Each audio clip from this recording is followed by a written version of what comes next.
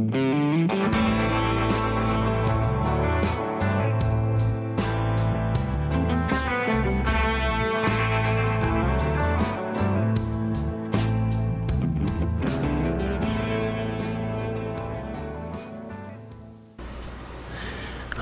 welcome back YouTube. Welcome to part 2 of mixing and mastering in SonarX3. Where we left off last time is we really just cleaned up all the tracks, set the gains back to 0, centered all the pans, set the volume knobs on the faders to 0, took all the effects off the tracks, and really just kind of went back to flat on everything. What we're going to do today is we're just going to work on the kick and the snare, and I did a little bit of preliminary work before I started this video. And what I did is, you can see here, I created a track that's called acoustic drums, or a track folder called acoustic drums, and I put all of the kit pieces of the acoustic kit into that folder. All you have to do that is you grab whatever track you want to, click it, hold the click down, and slide it into the track folder, and it goes in there. So I'm going to go ahead and start some playback here of the actual song, and then I'm going to jump in on the kick and solo it out, and you'll be able to hear all the bleed that's coming through the microphone of the kick. And we're going to get rid of that with some gating first off. Then we're going to trigger the kick and to get a really, really nice kick sound. And then we'll do the same thing with the snare. So let's go ahead and let's start playback, and we'll work from there.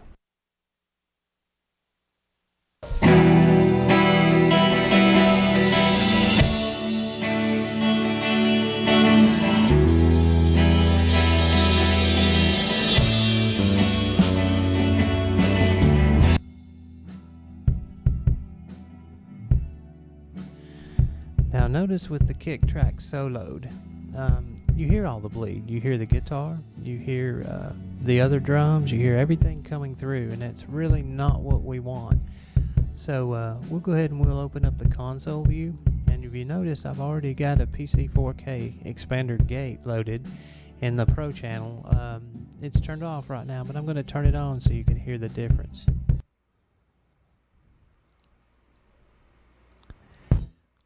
There you go. So now all you're getting is kicks. All the bleed is gone from there. Now, a quick note on, I went ahead and preset this before I started the video, but where I came up with the threshold at on this video, and a lot of people, I don't think, look at this, but if you look at your meter, you see all the negative numbers. And if you notice, when you see the kick hit, it's hitting somewhere, or starting to hit somewhere around on between -18 and -12. If you look at my threshold up here, my threshold is -19. So I figured out that the kick was coming in a little bit below that, and I just set the threshold accordingly. So there is with the gate, there's without the gate. With the gate, without the gate. Alright, so now we'll move on to the snare, and we'll do the same thing. I'll go ahead and I'll solo it. A lot of bleed on the snare. Lots and lots of bleed on the snare. So we'll go ahead and turn the gate on. Wow, listen to that difference. Again, same principle with the gating threshold on it. -13, if you notice, where the snap really hits is it's actually somewhere up above a -12. So when you look at this and you're playing the soloed track back, you can see where without the gate on, where the majority of the bleed is coming from, and that's about where you want to set your threshold for your gate. So now that that's done, and we have both of those gated, I'll go ahead and unsolo the kick, or the snare.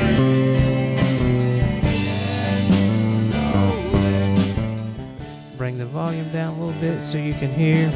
The next thing we're going to do is we're going to get into doing some triggering. So how do we go about doing that? Let me stop playback there. Triggering is really not as hard as people make it out to be. All you really have to do is you take, and I'm going to use Addictive drums to do this. So let me take an Addictive drums plug-in, drag it and drop it.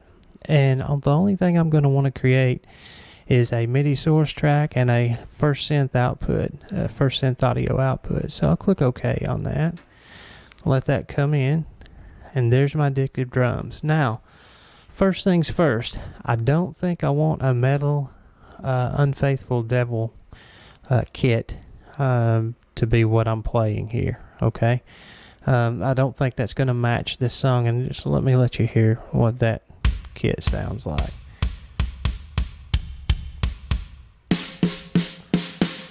I actually kind of like the sound of it, but that's probably not going to fit as well as one I found for this song. So I'm going to go in here and I'm going to go down to the Studio Rock kit, and it's going to be a Tama kit. I'm a big Tama drums fan, so I go to Studio Rock and I go to Clean Tama and load that kit up. Now, a little different sound. The only thing I want to do different on this is I like my kick with a trigger. So I'm going to go over here to the flex and I'm going to put in a trigger for my kick. And it's just a standard trigger. And how I link those is I grab this link sign from the Tama kit piece, drag it over to flex 2, drop it till it's a link to hit A. Now every time I hit this, I get the click from the trigger. So now that that's set up, we'll go ahead and we'll minimize that. How do we get the Addictive drums to trigger to the actual kick track that's already in here? It's actually really simple. All we have to do is go into the kick track, go to, instead of clips, change it to audio transients, reset our now time back to 0. Alright, we'll go into this actual clip of the original kick drum. We'll go to view and then we'll open up our audio snap palette. Now, this is already set to 79% threshold. I think I preset it. That's about where you want to be. So you can't just simply take it the way it comes, because most of the time it'll open up at a 0% threshold, and look at all these transients it grabs. Problem with that is not the bass drum hits. That is every hit that it sees. You'll get snare, you'll get all that. So point being, even though we gated the kick drum, the transients are not affected by the gate. They're still there. So whenever you use audio snap, it's going to grab all the transients. So you have to set the resolution. So I'll change the resolution on this all the way up to 78%. And I'll do simply just hit copy as MIDI. Now that I have it copied, I have my now time set to 0. I come down to my Addictive drums track and I right click, edit, and paste. Now every single kick has an Addictive drums kick hit. So I'm going to give you a listen to that with and without.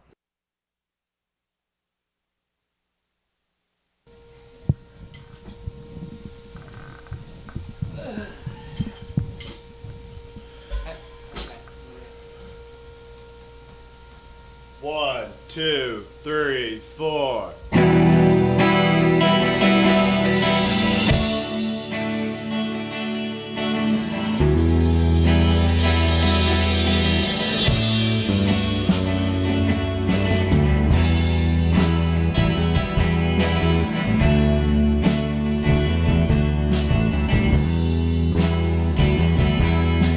Notice something crazy here, and I actually forgot about this, but you notice you're actually not getting a kick sound on this track, and here's why. Let me move this forward to this first hit and solo this for you so you can hear this.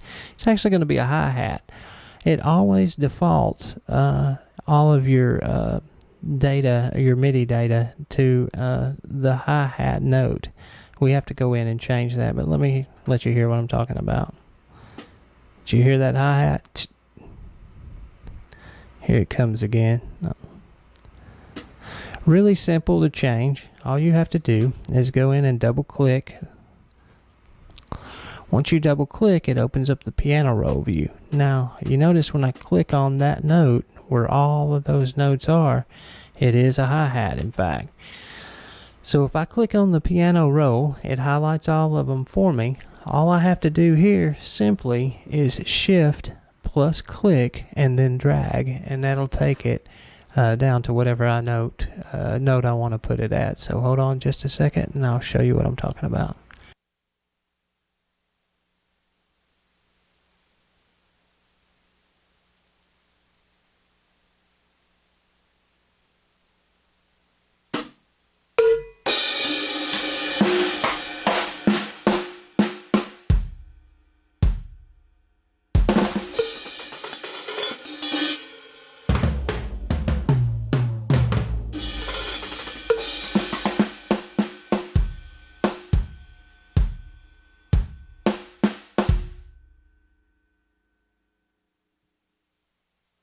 So right there's where we want it. So let's play this now with it soloed. And as you hear, you get the hit of the bass drum. So you have the kick. I'm gonna leave it in solo for a second. Sounds like it recreated it good. So now I'll unsolo it so you can hear it with the rest.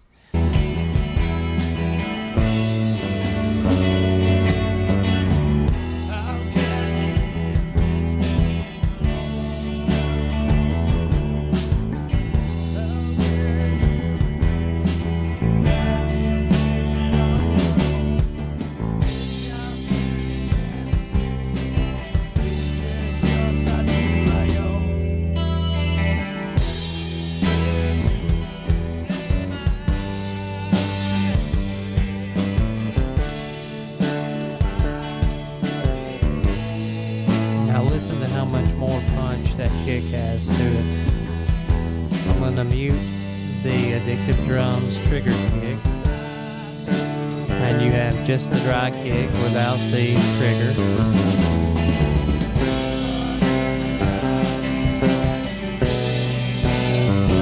Now I'm going to go ahead and put the trigger in. Wow. A lot deeper, a lot more punch. Of course, now we will have to adjust the levels and really blend it with the other kick, but you get the point. I mean, you take a track that has no depth to it, add that, and all of a sudden you're starting to get a good drum beat. There's without.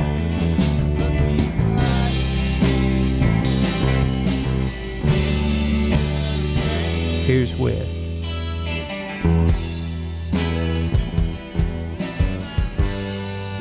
Without, with,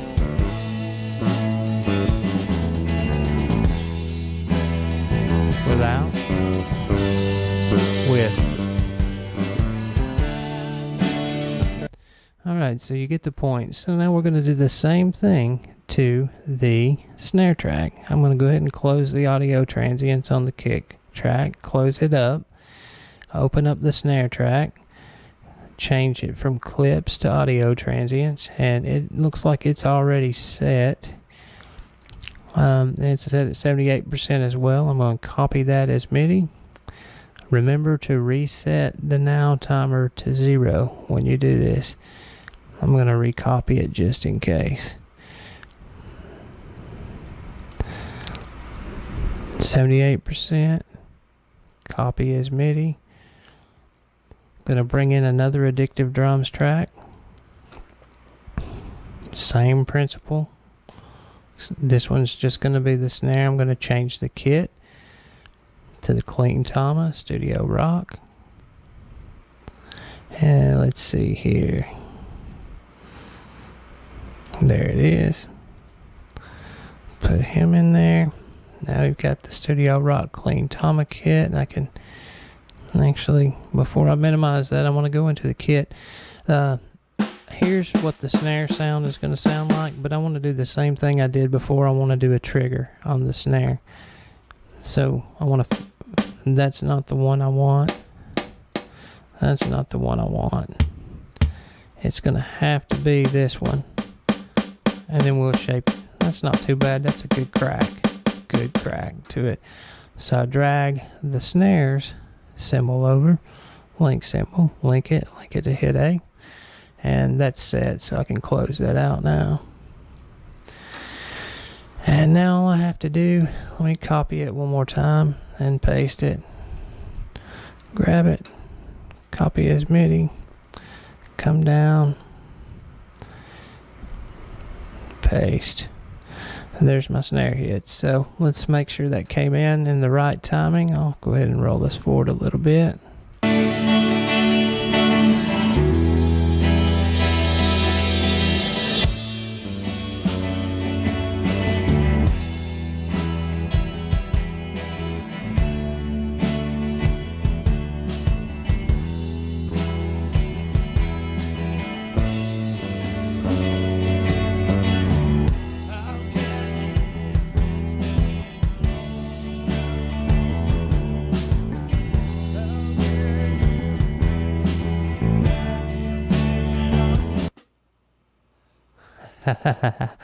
Yeah, I guess what we forgot to do, or what I forgot to do again. So I'm going to go in and I'm going to stop this real quick. And again, all we have to do is double click this. We highlight that. We have exactly what we want here. We hold down shift, we click.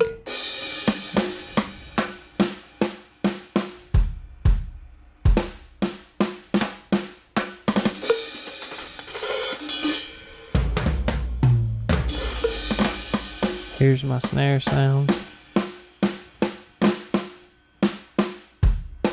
think I like that one. So that's the one we're going to stay with. Now let's play it and hear what it sounds like.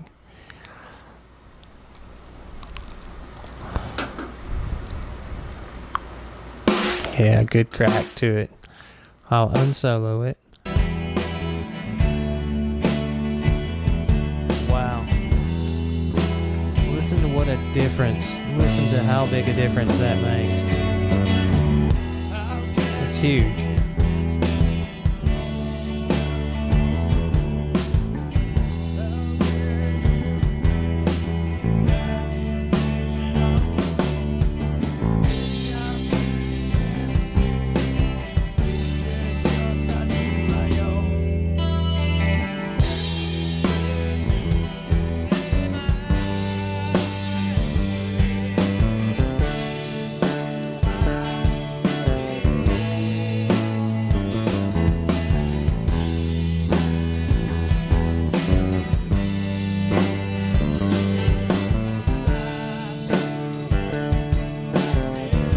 Gave you a little more volume so you can hear it.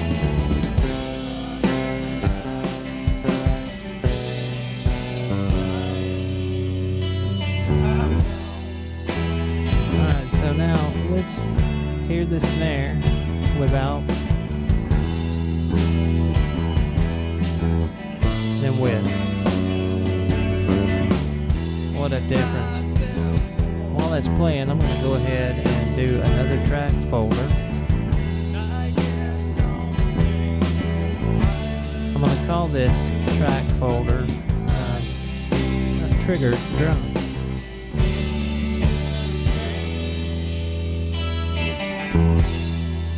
Alright, so I've got the Triggered Drums track folder created. I'm just going to drag in the Addictive Drums kit pieces right into it.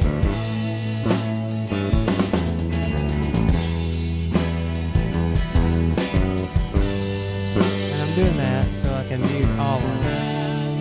There's the original bass and snare without the triggered drums.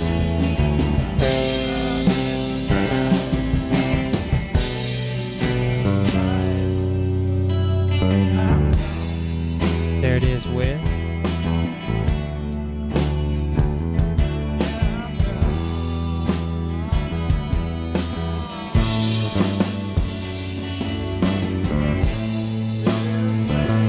Without.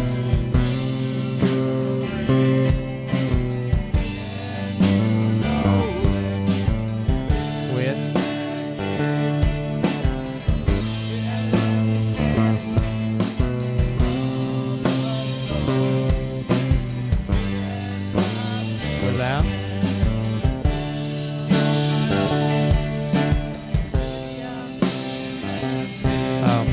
there's without. I was clicking the wrong button.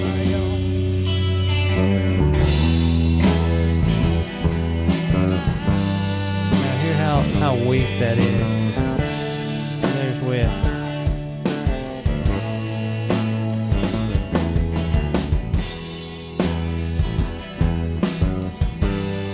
Without. With.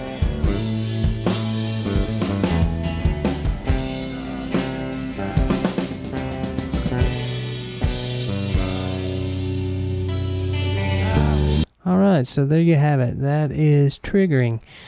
So I think that'll about wrap up this this session. On the next one, we'll get into shaping the triggered sounds with the acoustic sounds and really getting the drum shaping together to blend them together well.